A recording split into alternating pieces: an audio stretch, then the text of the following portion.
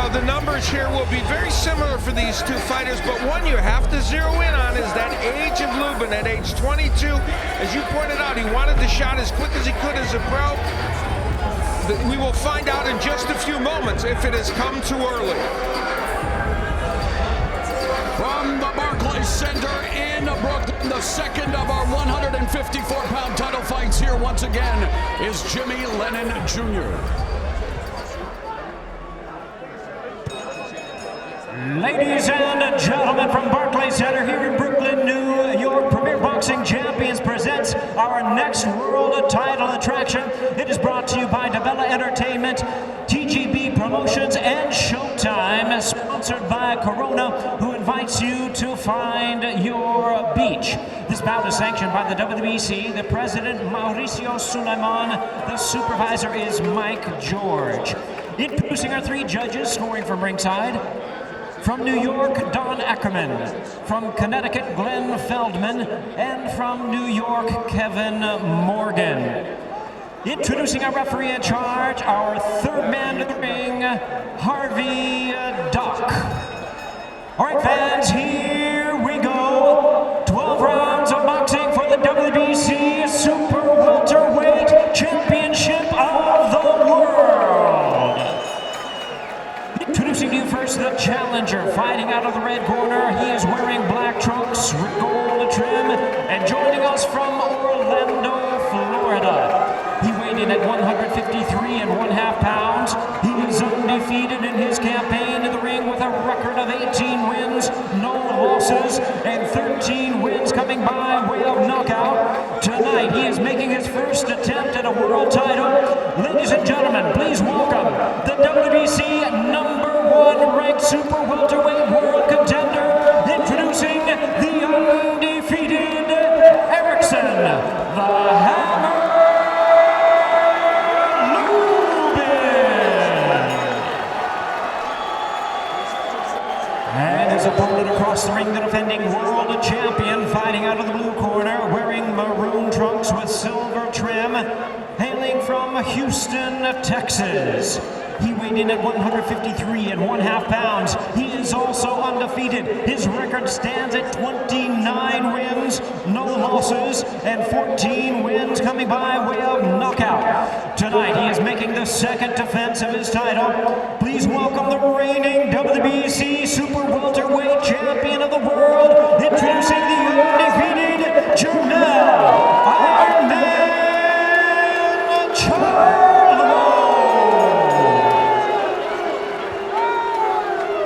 Once again, our referee in charge of this bout is Harvey Dock. He is now ready to give instructions. Okay, guys, we went over the instructions already. As a reminder, obey my commands at all times. Protect yourself at all times. Touch gloves, touch them up, good luck.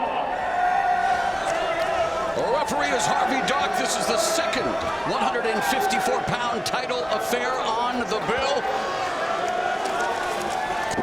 Jermell Charlo representing Space City, Houston. Undefeated at 29-0 with 14 knockouts. The challenger, Erickson Lubin, also perfect record, 18-0 with 13 KOs. The bell and round one, the champion Charlo in the maroon and silver, Lubin in the black with gold and red. Both confident young men. You can just tell by the body language going into the ring, even in the way they come out in the first round. You can just see the oozing confidence, and that's the thing about it. When you're in your 20s, you're undefeated, you're young. Charlo's obviously a champion. Lubin is one of the best prospects in boxing. This is gonna be a great fight for me. Charlo has not faced a southpaw in 4 years. He has faced lefties, though, Al, in 3 of his 13 previous bouts. And sparred a lot with Erickson Lara, and sparred with Errol Spence, the welterweight champion. Yeah, spent a lot of time with Spence now that he's moved to the camp of Derek James after being trained by Ronnie Shields. And James tells us that it's that sparring with Spence that has made Charlo more aggressive, more of a knockout artist. You have to be, just to keep Errol Spence off you, even in sparring, you have to be strong. And we look forward to the welterweight champion, Errol Spence Jr., returning sometime early in the new year. A lot of probing thus far. Yeah, Lubin told us it might be a chess match for a round or two. Yeah. That's just these guys are just so good. Both these guys are just so skilled that sometimes when it's a lot of skill like that, the fight takes a couple of minutes to develop, a few rounds even to develop. Now Lubin has 6 of his 13 KOs in the opening round, but he has never faced a caliber of opponent like he is tonight against the champion Charlo.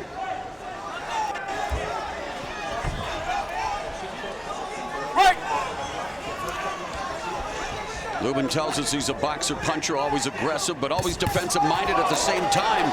He says his greatest strength is his mental game, and that's saying something at the age of 22, Al. Yeah, that's for sure.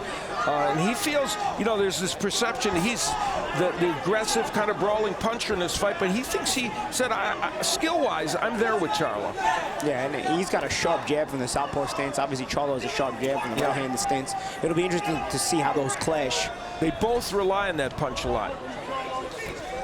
Against Jorge Cota, Lubin introduced him to his left hand nicknamed Sledge. His nickname, of course, is Hammer. But 11 of his knockouts. Challenges Lubin! 5, 6. Jermell Charlo has just finished Erickson Lubin in the first round.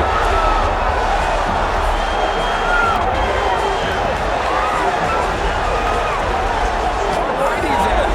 Lewis Lubin's here, Houston, your champion, dedicates that title defense to you. And what a spectacular win for Jermell Charlo. You could have told us 20 different endings to this fight. I don't think that was one we thought was going to be the case. The Iron Man just dropped the hammer. Jermell Charlo, very animated, very excited about this. Well, he felt that Lubin didn't deserve the fight. He wondered why he was getting a title shot so early in his career, Bolly, but I still believe this would have been a great fight. Just dynamite happened. You know, lightning struck too. I mean, obviously, well set up by Charlo. It's not like it was a lucky punch, right? But of course, sometimes a shot lands, the fight ends. This is boxing. This is combat. and Lubin had been knocked down once before in November 2014 against Norberto Gonzalez with a right hand in the opening round. He recovered that night out to win the fight. No recovery tonight. Well, Charlo, we've seen an increase in his power in the last few fights. Working with Derek James, they feel that he's become a physically stronger fighter, and certainly that was evident this evening. And Jermell Charlo as fired up over this win as you could possibly be, and why not? We will see here. It's got right hand, a short right hand by Charlo that just landed perfectly. And there was Erickson Lubin really wanted to try and get up. There was just no way he could conceivably do it. Thank goodness he's okay.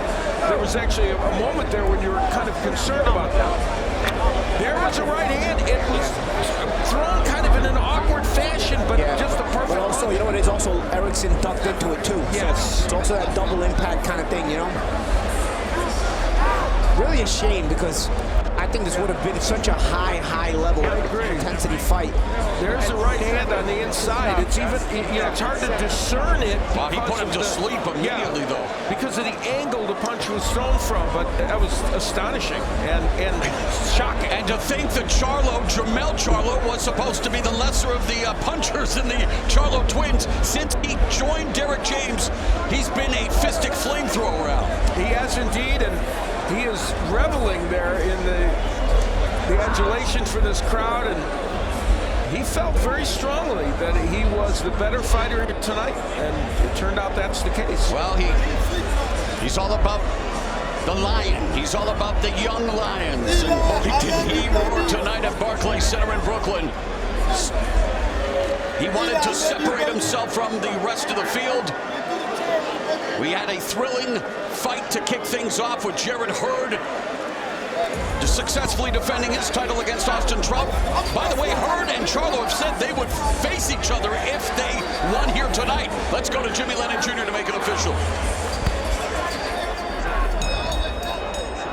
Ladies and gentlemen, we have the time of 2 minutes 41 seconds in round number 1. He is the winner by way of spectacular spectacular knockout. He is still undefeated